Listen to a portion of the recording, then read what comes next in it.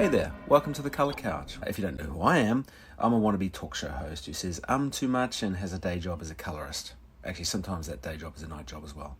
Enjoy the podcast.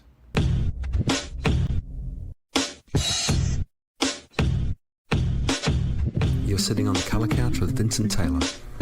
I'm a colorist for film, television, and everything in between. Now, for those of you not in the industry, a colorist is a person who makes the colours look pretty in the images you watch. The role of a colorist also makes the shots match. So, let's see, if they film our conversation, your shots first, then my shots next, they edit those shots together to tell a story that our conversation happened in real time. But then look, the trouble is that when they shot all your shots, the sun came out. So one of the jobs of the colorist is to make your sunny shots and my not sunny shots match. If we achieve that, then we'll preserve the illusion of continuity, which is, for the most part, the essential part of storytelling. When my clients come into the color grading suite to work on their projects, they sit on this color couch of mine for an hour or a day or weeks on end, depending on the project. Those clients might be directors, writers, producers, or cinematographers. It varies considerably depending on the project. While working on this project, we talk about a whole bunch of interesting things. Sometimes it's colour, but not necessarily. And that is what the Colour Couch is all about. It's a glimpse behind the curtain of film and television. The podcast will talk about colour from time to time, but it's really about what brought my clients, my guests, to the Colour Couch. How do they get to this place in this crazy industry, and what keeps them coming back? I love the conversations I have, and my hope is that you'll love them too. So squeeze in, there's plenty of room, cuddle one of my Bill Murray cushions, and let's have a chat on the Colour Couch.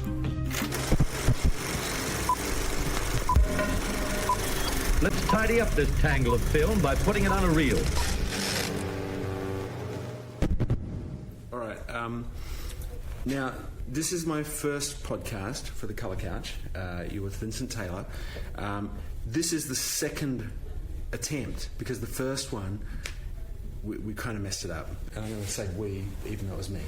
That was kind of our fault too. Really? Yeah. Yours. I'm sitting here with Stephen Craig, and the reason from Anomaly, and the reason that I kind of messed it up is because I was going to get these guys to introduce themselves because I knew I couldn't pronounce last names very well. But here I go. But then they dared me. They said, "Well, you have a go." So here we go. It's going to be bad though. Mendonca? I mean, that's what everybody says. Yes, close enough. But is that right? It's Mendonca. Mendonca. Yeah, it's got a weird little curvy thing on the bottom of the C. The C sounds like an S. What's the nationality of that? Portuguese. Portuguese. Yeah. Portuguese. All right. So I would, if I had said that, you wouldn't have kind of gone. I would have been absolutely floored if you actually said Mendonca. Nobody does. All right. Okay. Here we go. This should be good. I might get it right. You might. I mean, it's not that hard when you read it. Sound it out. Schlesinger. What? How do you have it spelled over there? Well, that's it. Schlesinger. That's an L. Yeah, what'd you think it was? An I? All right, moving on. Spend a lot of time in China. So, for those of you who don't know, although if you listen to the intro for the podcast, you would know, the idea behind the Colour Couch is I get clients in the room for colour grades, and we spend a great deal of time together, and we have some pretty interesting conversations and also have a lot of fun. And I met with Stephen Craig on a job we did just recently for NBC, and I liked them, and I thought that they would be fantastic guinea pigs for the first... You're a terrible judge of character. Really? Yeah. And this will now fail because of it. Yeah, and then your entire enterprise will crash into the ground. Well, maybe, but you know, it's like... Now, my wife Amelia, she is an audio producer, and so she said, you know what, you should plan this out. You shouldn't just wing it. And so I planned it out. You know what I think you should do with that book? Bury it and just wing it. So I just showed the guys a... what would you call it? Notes, I guess? Yeah. Kind of timeline. What do they call when you're in college? When they give you syllabus. Cheat notes? I was going to say syllabus. Should have said syllabus. All right, which is a great segue, because I was going to say, you can tell you're a writer. Yes. But it's a great segue for you guys to explain what you do. I don't know. Well, we are associate creative directors at Anomaly. Yep. Which means I'm a writer. My friend Steve here is an art director. Pictures and words. So we're a creative team. We've been doing this for almost a decade. We come up with all things advertising, and I guess not advertising. TV, radio, social, big campaign thoughts, terrible lines, occasionally a decent line. How do you know if it's a good line? I don't. but is there like a little gut thing that makes you go, oh, that's good? Yeah, but usually when that happens and then I look at it again, I'm like, that's actually not that good. Well, that's, I mean, although not words, more pictures, but it does help, and especially even from an art direction standpoint too, to have a writer to bounce ideas off of and vice versa. Yeah. It's like, if we both really like it, it's probably not complete shit. Yeah, chances are it's not horrible. Shit, yeah. But that's I'm also self-deprecation is part of our shtick. So maybe, how do we know if it's a good idea? I don't know. It just feels simple, and a lot of times you'll know if a campaign or an idea is a good idea if it's got like lots of legs, what we call legs, which means like it's just like you could go, oh, there's your spot for it, and then here's how you do an out-of-home activation, and here's how you do social off of it. Like, because it's such a simple, clear, singular idea that I can see all the things that easily fall out of it. Yeah, right. That's usually a pretty good test of whether an idea is like big and good. Mm. And it's funny because the idea of someone who's a writer, no matter what they're writing, I get it. I get what a writer does. A writer writes, but I mean, how would you describe your job? I mean, what you? I don't know. I've been trying to describe what we do for 10 years and still can't do it. We just we get paid to come up with stuff. Yeah, so we just sit down and start a Google Doc and then both be writing nonsense into it, or just looking over at each other and talking. But yeah, I don't know. Well, I guess if we're going to be adults about this, I guess we should ideas, and then as the art director, I guess more my wheelhouse is then helping refine visuals, whether that's in TV or print or digital or what have you. Either do the design or help direct the design with a graphic designer, and then when you're on a TV set, working with art department to make sure the sets look great. Then in post with the color grade and yourself, and then yeah, I mean it's just. But did I hear you correctly saying that you are in at the writing stage as well? And yeah, of course. Yeah, he does the refining of the words and making the scripts. It's all writing at the beginning, man. Everything is just because here. Okay, so let's start from the beginning. Really, what we do is it starts with a business problem, right? So a brand or a company comes and says, we have a business problem. Our sales are down 5% because people don't know that we're soft. I don't know, or whatever the problem is that they're talking about. So they come to an ad agency and they go, we want you to put something out in the world that convinces people we're X, whether it's soft, whether it's we're beer that tastes great, whether it's refreshing, whether it's whatever. So what Steve and I do, and what I guess any creative does, is your job is to come up with a way to get that out to people in a way that's interesting in any sort of fashion, or doesn't completely suck, or makes you look. Which is that's really what we do. We're trying to come up with some piece of communication, TV, whether it's a long poem, whatever, that makes somebody in the street look and go, huh. Or convinces them of the thing you're trying to convince them of, or shows them in some way. So I guess that's really what we do. Yeah. But yeah, at the beginning, I mean, it's all writing. When it's we get a brief for, we need 3 30-second TV spots. It's just Steve and I sitting down in front of a Google Doc and just bullshitting down, and going, hey, what could be funny? Hey, what's a good way to say this in a really simple way? Yeah, you blow it out, and if it goes somewhere great. Many more than 98% of the time it's a shit idea, but you got to get the shit ones out and the bad ideas out of the way before you can get to something that's sometimes you just got to put interesting and good pen to paper. Do you ever get in that position where you go, that's a great idea, and you're both kind of buzzing on it, and then someone says, or you say, someone's already done that. Yeah. Oh, it happens all the time. All the time. I mean, so much has been done already. Yeah, I mean, it's hard to find brand new ideas. Lots of stuff, they're just like, reformulations of an old idea. Or I forget, there's like a saying, there's an expression about like new ideas, like all new ideas are just somehow like rebuilds of old ideas. I don't know, it's just some there's a great prophecy quote about that. It's like I can't remember. Like the good create, the great steal, or something. Yeah. Oh well, that's about writing. That's about like just about taking past creative endeavors. But yeah, it happens all the time. Anyway. Can we curse on this thing? Well, I guess we already have though. Is that? I don't know. What do you? Should we? I think like you should. go out of our way. No, not go out of our way, but like just sit here and like. I was about to say everything's been fucking done, but it wasn't like out of the way. But then I held myself and fuck it. It's now. But now you've said it. Now I've said it, and now you've got the Rated R podcast. Damn. That sometimes gets listeners though. You just throw a curse out or something, and people just go, "Hey, that guy curses on this podcast. I'm going to listen." I feel like See, this is good. Low bar.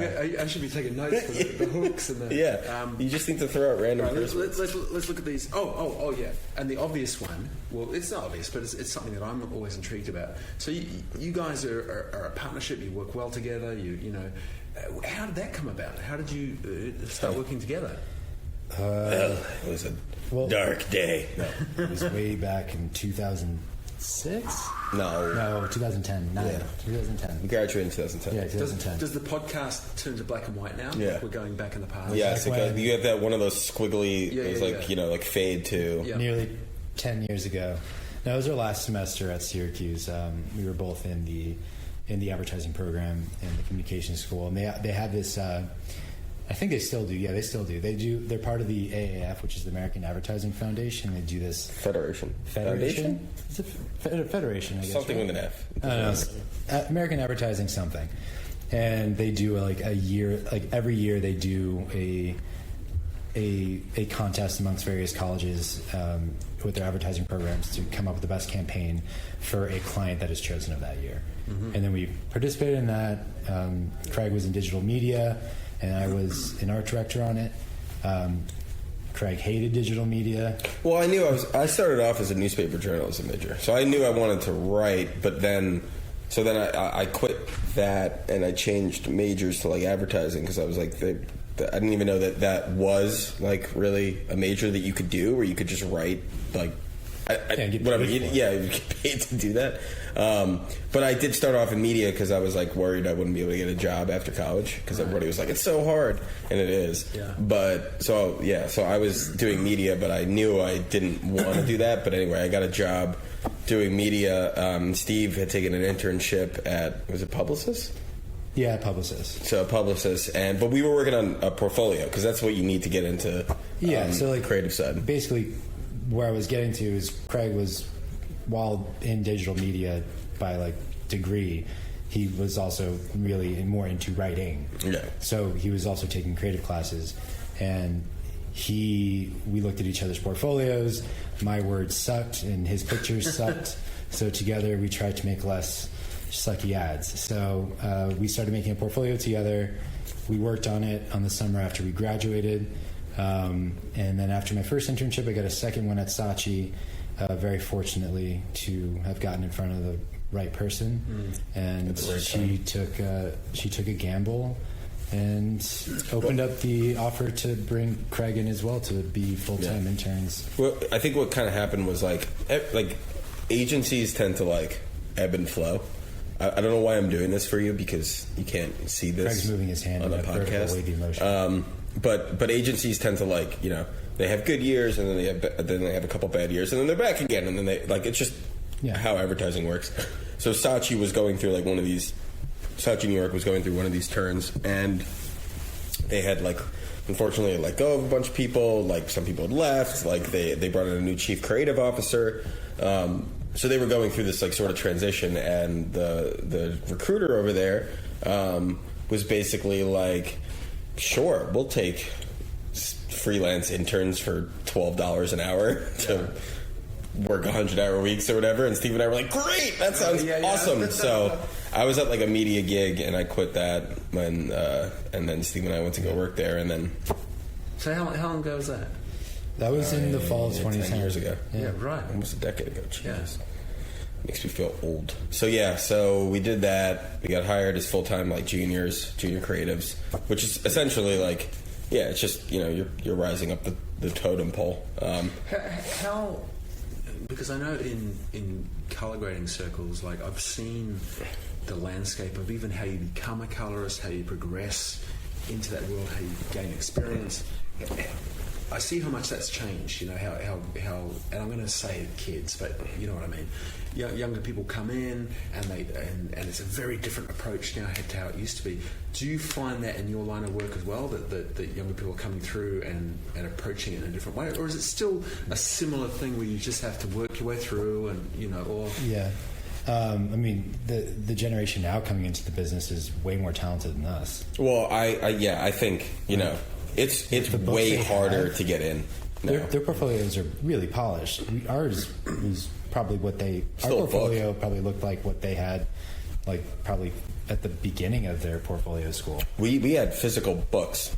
It was like a book that we carried around with us to show. It was just print ads, and now they have full-fledged videos and film and case studies. But you have to, and I think also like it's more common for creatives to go to basically get a master's in this, like go to ad school, which we didn't do. We skipped, luckily. But like it's like almost like if you want to be a social worker, you have to get a master's in social work. Now, if you want to be creative, you have to go to like Miami Ad School or Creative Circus or SVA in New York. Like, why did you say luckily?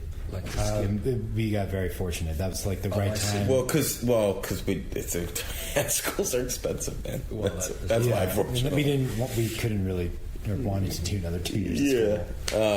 So it worked out. But yeah, I would say like it's always been a hard business to break into, and you got to get your book in front of the right person at the right time, and also like good recruiters can see an idea through like a crappy execution, whereas like sometimes like a lazy recruiter will just like be like, well, that's not a good comp, so this person's like not worth it. You know what I mean? Like, so it's also part of the game. Yeah.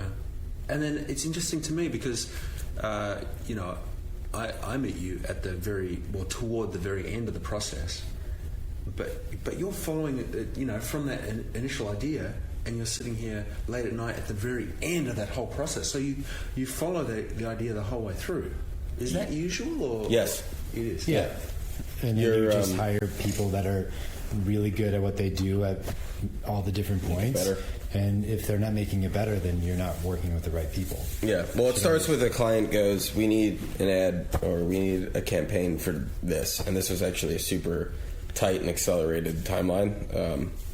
Which I guess is getting more and more common. But yeah, so like it's just, Steve and I sitting there and like go and like trying to come up with an idea, and that idea gets shown to our boss, who goes, that's cool. Can you also do it this way? What if you tried this? We write some more scripts, some other teams write scripts, we take a look at everything on the wall, we go, these are the 7 best ideas, this is what we're presenting, 5 best ideas, whatever it is. Yeah. That goes to client. The client goes, I like this one. Let's go make that one. So we go and we find a director, we cast, we do that, we shoot, we go to an edit, and then after all that, we come to you guys to make it sound truly pretty, sing, make it look fucking amazing and make it sound fucking amazing, which is what a mix is for. Yeah. So if you're the creative on a something that's getting made, piece of work, whatever, like you're through it the entire way, whether it's print, TV, social, whatever it is. Yeah, which is always like, it still remains like kind of, it's very easy to get very cynical in this business, but that part's still kind of like, when I look back on it, it's pretty neat to see something from whatever computer screen to then actually comes out of your TV stupid brain. Is that part of the way that you would fight cynicism, like so you don't get cynical to get that reward? Is that what keeps you doing it? Yeah, I mean, we'll be the first to admit, like we are like, but we are very self-deprecating usually during the day, but we do it in like, I guess, a healthier, more positive way. Sure. Like, we'll just keep telling ourselves that. We say it's just like, it's more of like a coping thing, but then we always like also do a rather good job, I think, You got to take reminding a step yourself, back. like, we are paid to do, Yeah, it's like, you're going to pay me what to do what? Yeah. Like, you know, it's going to... And yes, it's hard work, and yes, there are, like, long nights, but, I mean, that's basically everybody these days, but... You know, we get to do it in jeans and a t-shirt. Exactly, and you just you're coming, and it's super frustrating at times because you're like, man, why can't I come up with a decent idea? But like, and it's a very personal business. It's hard not to take feedback personally because it's like if I was like doing, you know, an account. This is a super generalized thing I'm going to have to say, but like if I was an accountant and I was just doing spreadsheets and somebody said your spreadsheet was wrong or your math is whatever, I'd be like, all right, well that's just my math, my spread. Like when it's an idea, I guess it feels a little bit more like it's a piece of you. Yeah. So it's really hard to go like when a boss goes or like a CCO or an ECD or a GCD goes, well this idea isn't funny enough. It's hard not to be like you're not funny enough.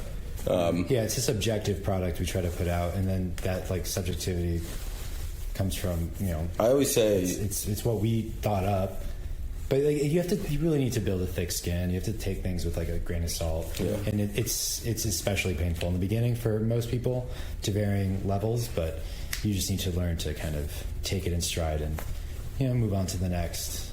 I always say it's like better than 99% of anything else I could ever do. Yeah, like I can't imagine like, you know, suit and tie every day.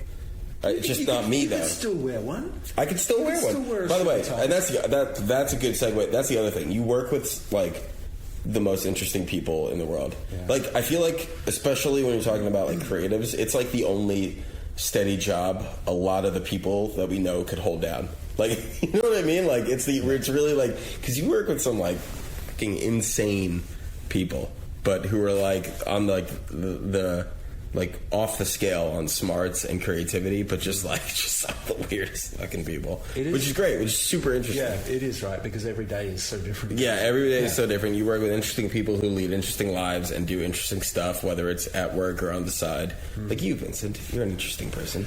Yeah, that's a whole other podcast. Yeah. The life and times of Vincent. I want to. This is such a broad subject, but it's always definitely something that fascinates me, and it's the subject of inspiration. You know, about when, you know, what inspires you, and what you touched on the idea of, you know, as you're trying to surround yourself with people that you go, yeah, you can help make this better. And now, when I met you guys and we started working on this, I don't know exactly what stage it was at, and I went, I don't know, I felt this kind of click. I went, oh yeah, cool. Their aesthetic, I totally dig what they're doing, and I got really excited about that, and that was inspiring to me. But I'd love to know, as you're working through the process, what inspires you, what, you know? I mean, I don't know. That's such like a hard question to answer. It is. I don't do any particular thing seeking out inspiration. I think it's just like, I don't know. There's the comedian like. I heard this on a different podcast. I listened to. Not as good. Wait. Not as good as You're this listening one. to other podcasts. Not as good as this one. You're the only one today. But I'm not saying this person said it, but like it's an interesting thing to hear that like if you want to be a funny comedian, you should live a life worth commenting on. So if you take that kind of sentiment but flip it in a way or evolve it to be about inspiration, it's like, well, if you want to find inspiration, then maybe you should ingratiate yourself in things that in a variety of things. Don't just try to like seek out one type of. Like if you're going to watch TV, maybe like explore different genres or different things, or like step out of your comfort zone. Or if you're going to, you know, waste a lot of time online or on YouTube, watch a variety of different things that can help like spark different parts of your brain. Like, and then eventually down the road, you might find a place where, oh, that little thing from there, that little thing from there. If I put them together, that could be a nugget of something, and it can grow. But I mean, I think just experience different things and try to do different things. But from a romantic, broad point of view, I think film, you know, watching films, reading books, like all those pieces of art, like listening to music. Sometimes I'll hear a song and the lyric will just be like so simple and well written, and it's like, fuck man, I gotta write something like that. So then you sit down and you try to write something like that. That's from a broad perspective. If I'm being totally honest, from a very like specifically like what we do on a daily basis perspective, deadlines are very inspiring. We need to like get something out by Friday. Well, you better fucking come up with something by Friday. Creative motivation. Yeah, exactly. I mean, I'm always somebody who works on deadlines, and maybe other people are like, better at not. But like, if I know something's due tomorrow morning, I'm gonna come up with something tonight. Whether it's good or not is I guess we'll judge at a later date. But that's pretty good inspiration. It honestly becomes a fight or flight response. And the adrenaline starts kicking, and it's like the only way out of this mess is to just do it and do it as well as I possibly can. Which is why, I can't get that like fire under my ass like until it's like within 5 days of the deadline, and that's probably too I need far. like 5 hours. And it's like 3 days or something. It's like, okay, now this is real. Yeah, wait, it's a real thing that I need to do. Me, like, it's incredible, isn't it? How that there's something that will click in your brain that will go, all right. Come up with something. But it's. I mean, Craig and I both just had kids, and you as well, Vincent, on your second. You savage. Yes. But no stopping me. But the same thing. The same with having a kid. Like that, it was not real. Even though my wife was very pregnant, and like it's like no, this isn't a thing. Like my brain can't process it until an like actual I'm thing. in the hospital and I'm holding my kid. I'm like, oh shit. Yeah. Oh wait, no, it's real. Never mind. Okay, no, my got life it. is forever changed. Yeah. And nothing hits me until like right before it actually happens. Yeah. And it's weird. But I mean, I don't know. It's interesting that thing, like your answer to that thing about inspiration is about. It's about living your life and about actually experiencing things. And like, there was quite a few times during the session I was spending with you, and we were just talking about life. We were just talking about things that were going on in our lives, our kids, or whatever, and that informs everything, really. Like, absolutely. I mean, that's where like the truest. I mean, if you're talking about like making a good ad or writing a good book or making a good film, like the stuff that always resonates the most with people is the stuff that feels real to them. So like, yeah, absolutely. Like, okay, I'm a person that inhabits this earth and this is what I do on Saturday mornings. If I can tap into that sort of like relatable, behavior or emotion, then I'm going to probably make something that connects to you. Maybe not everybody, because not everybody's the same, but like, but there are broader, there are bigger thoughts and things that we all experience and emotions. I don't know, not to get like too. Yeah, don't bring. I don't want to get. Don't bring it down, man. No, I wasn't going to bring that. I was going to say love. I was going to say like stuff like that, but you were going to get all. I was going to get like mushy. Sappy with it, and mushy, but like Yeah, I don't know. I'm glad you didn't. Yeah, well, we sort of. I'm gonna kind of steer it towards the conclusion, which is. You guys have been doing this for a while. You would have seen changes in the industry. And again, this is a broad question, so it's a bit nasty, but it's like, where do you see it going? Where do you see your industry going, or your roles, or do you not? Do you just kind of keep going job to job and just going? It's a very different answer if you're talking about Craig and myself as the people versus like Anomaly as the agency. Versus the industry as a I whole. can't answer how Anomaly will adjust to the industry because I'm not entirely sure how that's going to evolve. But that's what he's asking. No, I understand that, but I'm being selfish and just want to answer this from like our perspective, what it means for you and me. I think whatever happens to the industry or to Anomaly as a business, it's like or any other agency. There's still going to be a world in which things are going to have to get created and made. Yeah. And so it's just finding those places and evolving and moving along with those places that are like writing things and making them and filming them and shooting them and printing them. It's like where ideas go from a piece of paper to becoming a thing that you experience and interact with. Yeah, I mean, people. That's selfish for me and him. Like that's where we would go, where that happens. Yeah, companies need to sell shit, and they need people to know about the shit they want to sell. So here's some money. On like the most basic, like cynical perspective, like that's always going to be a thing. I think to speak more specifically, like obviously digital social, even though nobody's really cracked that. But like to us, I mean, maybe this is like you could consider this an old school way of thinking, but to us, a good idea is a good idea. Yeah. And if it's like a good idea, it should be able to live well in social. If it's a good idea, it's going to live well on TV. If it's a good idea, it's going to make for a fucking amazing radio ad. Yeah. Or, you know what I mean? Like, I do. I don't think like plugging yourself to influencers is really like, that gets old fast because the influencer might, get arrested tomorrow and then your shit's creek. Like, so you should come up with ideas for those spaces rather than just being like, oh, this is cool, so I'm just going to leech myself onto it. Well, yeah, that's the thing. Like, an idea lives on its own, whereas this influencer direction is not. It can't stand on its own. It lives and is attached to that person. Or Boy, that we must brand. sound like old men. I don't know. Just like old, crotchety. Just you. Yeah. It's just crotchety, old. Steve and I, we sound like young men. But yeah, I mean, things like, I don't know. Well, just, yeah. I guess wow. That is sort of a tough question to answer because, like, when you're in the thick of it, you're just thinking about like the next script, the next project, the next it is problem again, it to goes solve. back to like fight or flight, like survival mode. Yeah. Like, you're just trying to. It is very busy. Like, especially at Anomaly, teams are very busy. So you're just focused on making sure that you can do and get what you're doing done as well as possible. But then, yeah, I mean, like as far as the industry goes, I don't know. I mean, like it's becoming really segmented. There's a lot of smaller agencies doing the jobs that maybe one large agency would have done in the past. Yeah. So it's going to different specialty and like niche little places to do like their one thing and do it really well. I'd like to think craft will still matter. I mean, I think that's the thing that gets lost the most in like this very fast-paced, very like how cheap can you do something good, not great? And I think that happens too often. I'd like to think craft is still important. There are times like what we just made. I think there was an understanding between both client and us and you guys, and that's why we came to you to like make it look fucking good, man. Like I'd like to think that still matters across the board. I know it doesn't to everybody, but I hope that doesn't get too lost.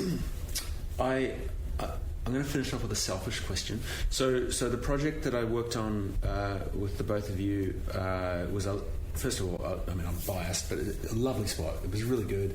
It was launching the NBC streaming service, and one component of that featured Ted Danson. Yes. So this is a simple question. What was Ted like?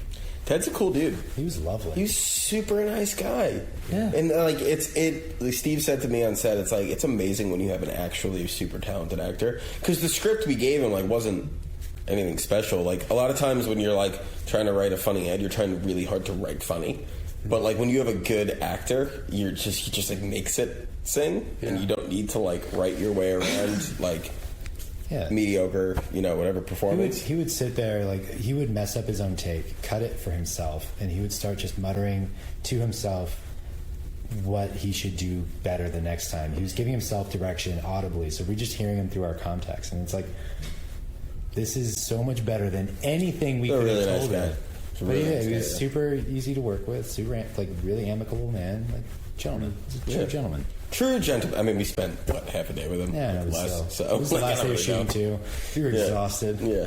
But get on a flight. But it's that, and I think I mentioned it to you when you guys were in the room, because I love Ted Danson. Who doesn't? He's He's like a sitcom legend. He's so amazing. Yeah. And there's a part of you want to ask that you want to go, was he a nice person? Yeah, I think you just I met one of when we were working at Saatchi, Henrik Lundqvist is the goalie for the Rangers, and I'm a huge Rangers fan. And at that time, he was like at the peak of his career. He came by because he was like the spokesperson for Head and Shoulders in Europe, because whatever. And Saatchi did Head and Shoulders, whatever. So he came by to sign a couple jerseys.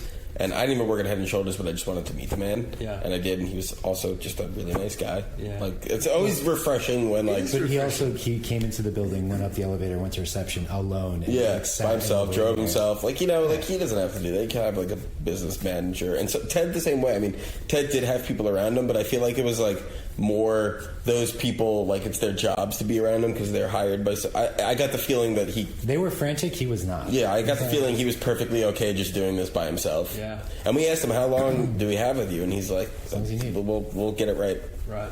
And then, of course, like, his people, like, ferried him out after, like, 3 hours because that's their job. Like their job is to like, you know. Next. Yeah, exactly. So the for the listeners at home, there'll be links in the show notes, so you can see this piece, and I want to also feature your guys' work as well. So those will be in the show notes as well. I'm going to finish off with this lovely vague thing about going. Is there anything you want to share with it? Because I thought about a list of vague questions. I've covered maybe one of them. But you know, are there other vague questions you want to ask us? No, this is on the syllabus. That was kind of pretty much it. And then this is what I wrote at the end. I swear, anything you want to share with us. No. And it doesn't have to be. Happened. Don't feel, you know. Don't start talking about nasal fritters and stuff like that. But I had to do that the other day. I did it yesterday, and I felt like the worst dad ever because, like, Mila, my daughter, was like, I had to like pin her down. You just feel, and they're like panicked and they don't want it, and they don't want it, and you're just like, please, I'm trying to do what's best for you. But like, I after yesterday's experience, I'm like, I can't do it anymore. I can't see that kind of awful. Like those kind of like panic in her face. Yeah, because it is. It's terrible. I mean, I don't want to see it stuck up my nose and sucked out. So Craig and I, we bonded over a nasal frida. If you don't know what it is, a nasal frida will not be in the show notes. So I think you should put it in the show notes. You think I should? Yeah, why not? It's a tube that you suck boogers out of your kid's nose. Yeah. By the There's way, a filter. I can't get into your mouth. I don't use the filter. I like it going straight into my system. I'm just kidding, but seriously. Unless you feel strongly another way, I think that was not a bad thing to share with people.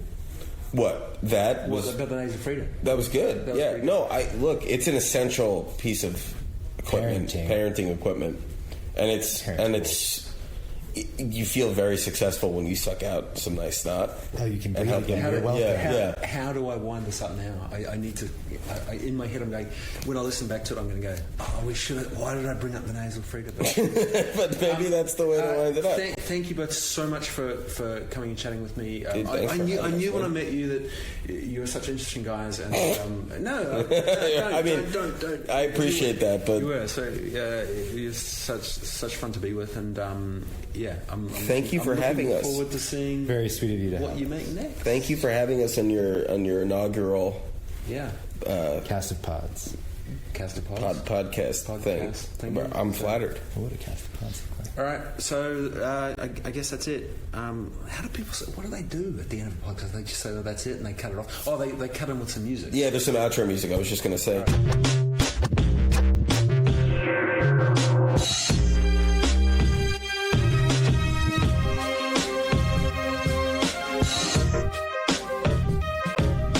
Alright, that's it. I did one. Thanks for having listened to The Colour Couch. Thank you, obviously, to Stephen Craig from Anomaly to, hang out with me and chat on the couch. Thank you to Amelia Chapello, my producer, Chubby Tycoon for the music. But please, come back to The Colour Couch, jump in, take your shoes off, please. I mean, no jumping on the couch, that's just silly. But love you all. Bye. And remember, colour outside the lines.